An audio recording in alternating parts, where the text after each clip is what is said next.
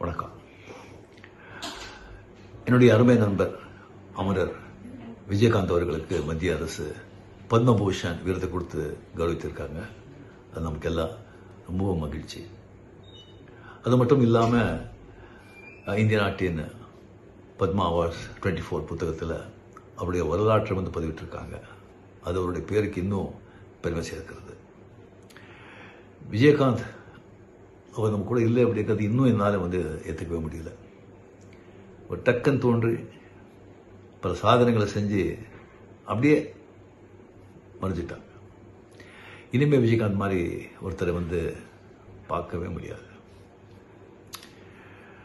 அவங்கள நான் ரொம்ப மிஸ் பண்ணுறேன். ஸோ ஒரு முதலில் பிறந்த ஒரு மதுரை வீரன் நம்ம கேப்டன் விஜயகாந்த் அவர்கள்.